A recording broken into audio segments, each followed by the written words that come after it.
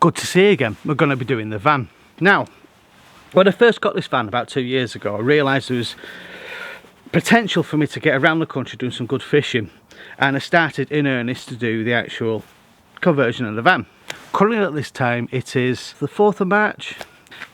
The clear air zone is still under review, but it means that I may only have 12 months of being able to use a van free around Manchester, maybe even less than that, to be perfectly honest. So I needed to do something in that time to use and utilise the van. I may just finish the project in its entirety later on and keep up my driveway and just pay the £9 or £12 or whatever it may well be at a weekend to leave and enter Manchester again. It's cheaper than a motel or a hotel, no matter what kind of word you want to use.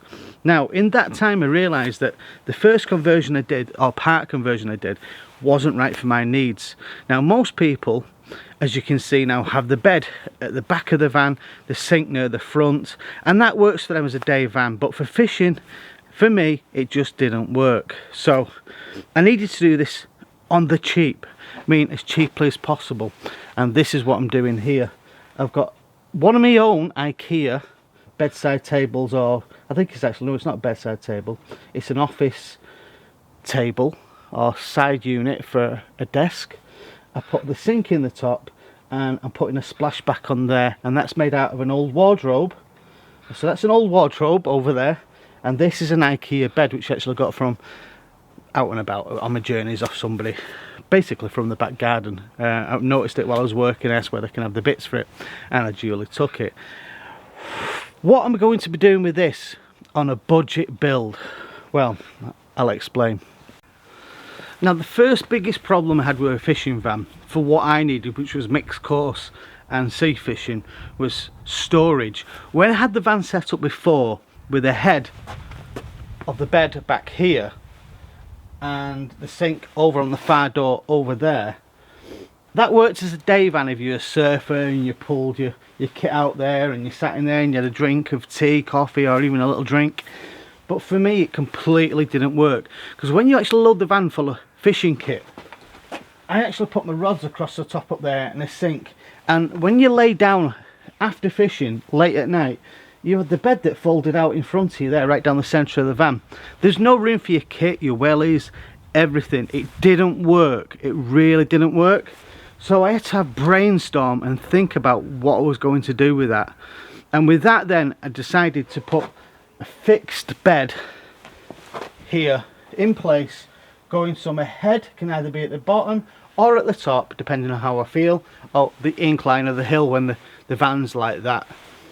I also put some storage, and this here is going to have a full extendable drawer which holds my full length carp fishing rods or sea fishing rods, which are very big. They're like 7 foot lengths, and a 7 foot length in the van when you're trying to sleep as well didn't work. So by having that sliding all the way out there, which I'm currently building, that eliminates that problem. So I can put my tripod in, I can slide it all the way in with my rods, and in this side here I can put my reels, my lures, my fishing tackle.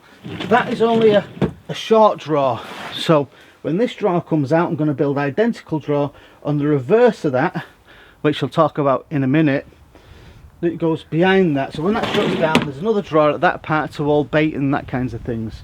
Now, with it having a fixed big bed in there, it gives me loads of storage underneath this.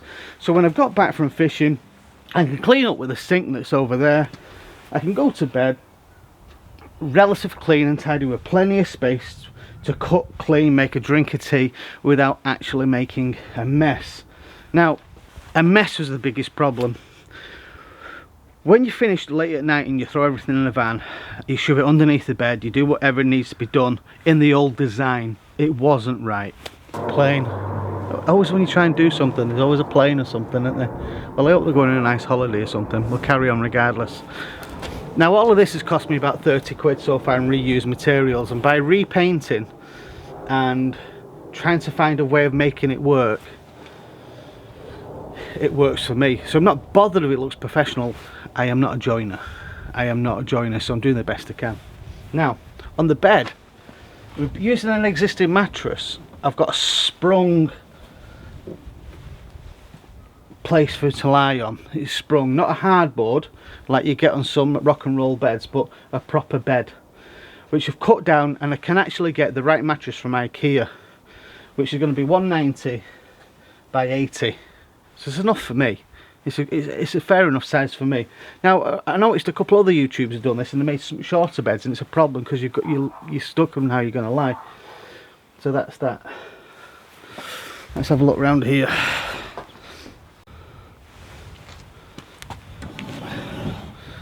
I also come to realise that I needed the sink to be really easy access, and also I've got a tube here so I can put the excess out the side of the van into a container if need be. Now, with having this here easy access, let's wait for this fan to go past.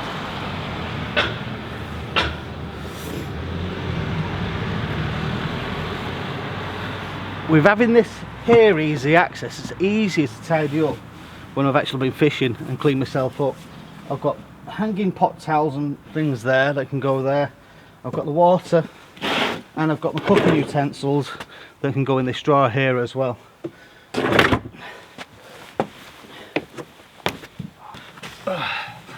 Which also means while sat in the van I've got enough head clearance. I can clean up, put everything away in the side there, and then I can actually cook my dinner here, clean, tie rigs, do everything that I need to do in here.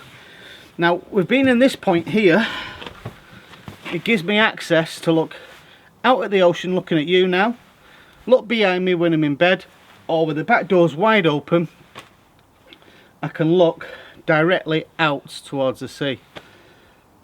This works a lot better for me. Now comment below, tell me what else you think I'd need in this day van for fishing. What do I need? Because it'd be good to know and find out what your thoughts are on this whole process. Just a little video, and we'll talk about more in the next video. Yeah. Now storage I found was a massive problem.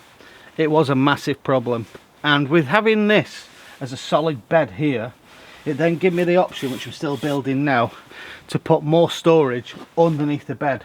So clothes, food, well food could be stored up there to be honest when I get something on the front of that cupboard over there, but food, clothes, that kind of thing became imperative when I was out at the coast, so I needed to make sure I got all the things I needed for this cheap build.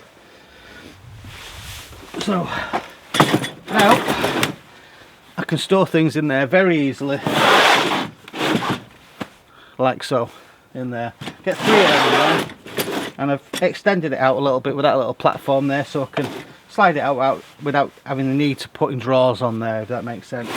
Now the other point in there is there's another shelf, drawer should I say, is going to come out in the inside there, which I'm going to put a fridge compartment in there, a little like kind of isolated